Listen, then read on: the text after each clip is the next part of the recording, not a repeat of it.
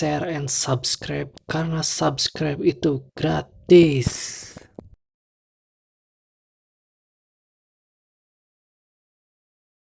Assalamualaikum warahmatullahi wabarakatuh. Alhamdulillah, segala puji bagi Allah atas nikmatnya kepada kita, dan juga sholawat serta salam kepada Nabi Muhammad SAW. Selamat datang kembali di Enigma CPNS, solusi soal-soal CPNS. Kali ini saya akan membahas soal tentang SKB komputer. Jangan lupa like dan subscribe, dan tekan lonceng di bawah, karena like dan subscribe itu gratis. Soal nomor 1. Bahasa pemrograman Pascal termasuk kategori bahasa pemrograman? Jawabannya adalah C. High level language.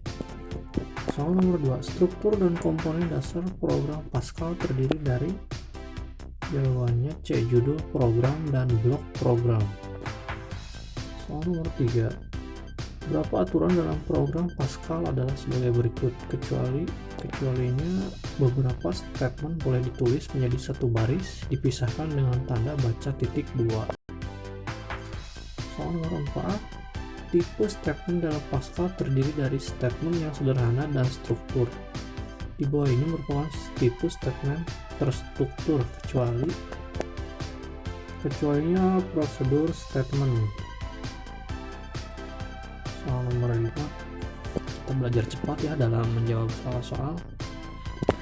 Satu soal tidak boleh lebih dari 1 menit, jadi langsung tembak saja.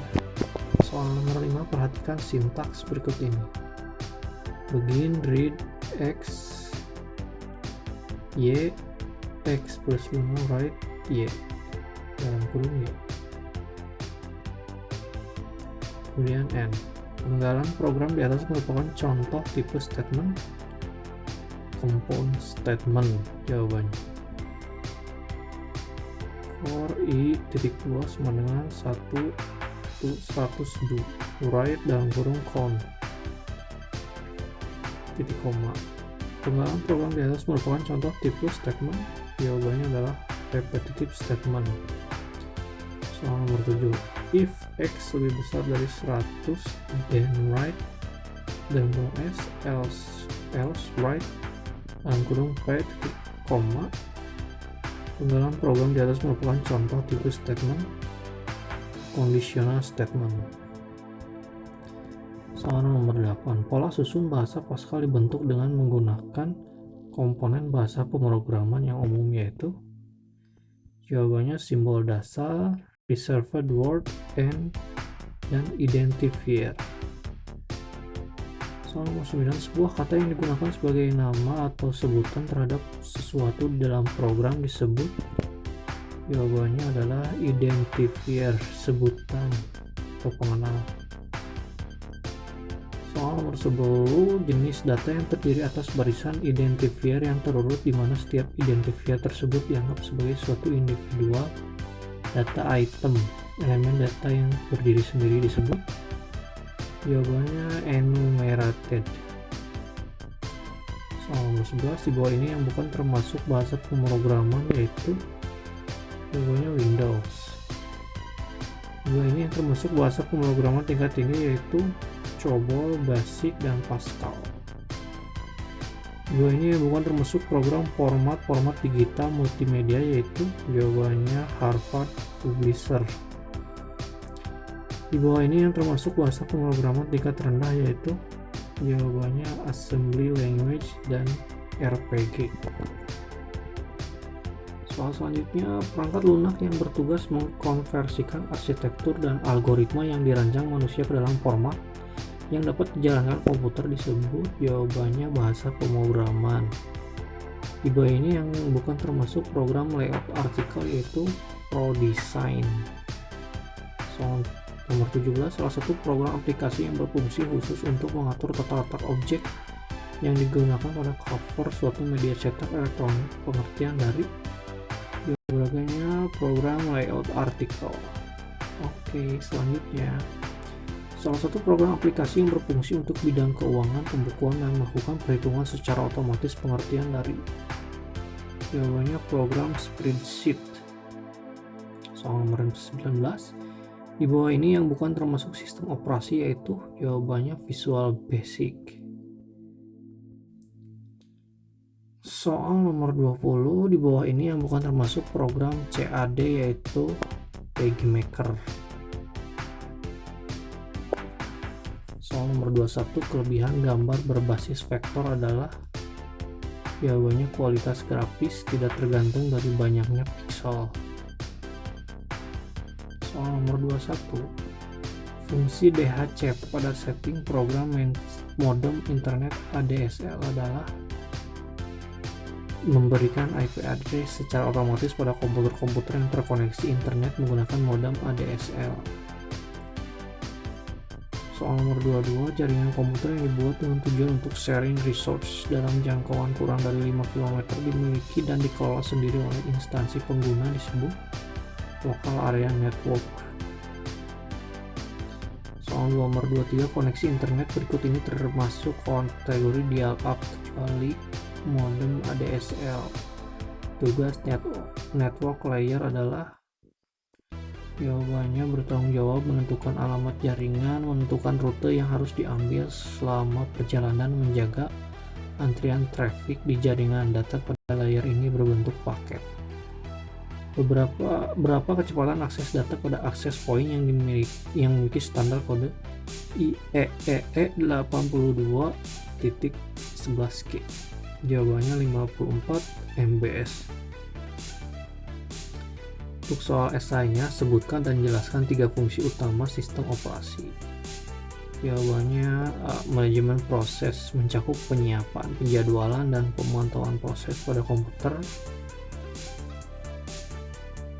Yang B-nya manajemen sumber daya berkaitan dengan pengendalian terhadap software sistem dan software application. C-nya manajemen data berupa pengendalian terhadap data masukan keluaran. Nomor 2, sebutkan pengelompokan teknologi informasi. Jawabannya teknologi komunikasi, masukan, keluaran, pemrosesan, perangkat lunak, dan penyimpanan. Apa yang dimaksud dengan peranti periferal dan jelaskan 2 tahap penginstalannya. Jawabannya peranti periferal yaitu komponen tambahan atau pendukung yang berfungsi untuk mendukung kerja komputer sehingga fungsi kerja komputer menjadi maksimal.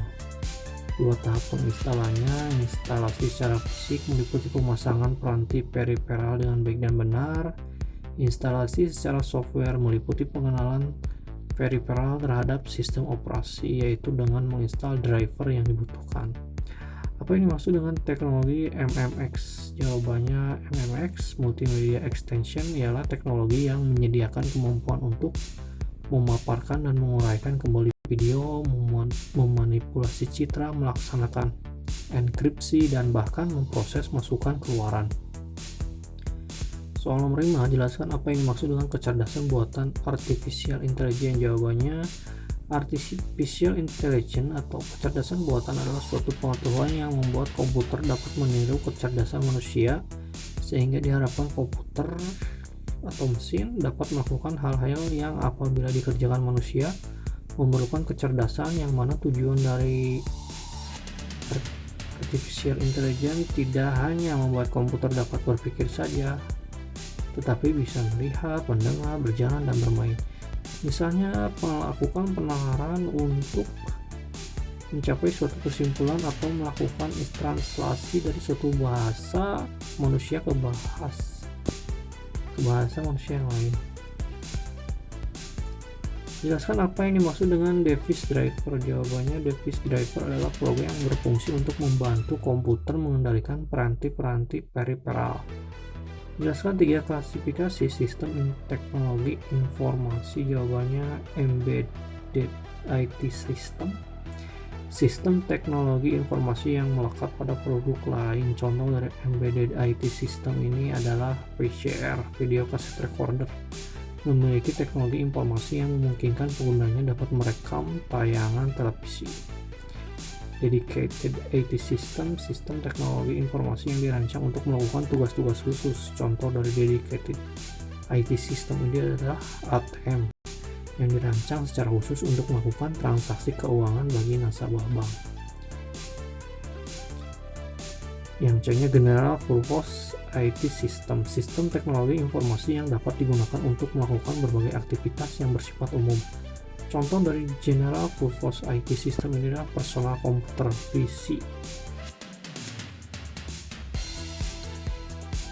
Oke, sekian dulu pembahasan soal kali ini. Semoga bermanfaat dan semoga nanti keluar di SKB nanti. Ya pokoknya perbanyak latihan. Dalam perbanyak latihan itu mungkin kita harus mengerjakan soal-soal yang ratusan atau ribuan untuk melatih kecepatan. Perbanyak wawasan pula dengan membaca buku di bidang Anda, bidang komputer. Tingkatkan ibadah, banyak berdoa supaya diluluskan, jauhi maksiat, karena apa yang dilakukan oleh pesaing Anda juga seperti itu. Banyak belajar, jauhi maksiat. Semoga bermanfaat. Wassalamualaikum warahmatullahi wabarakatuh.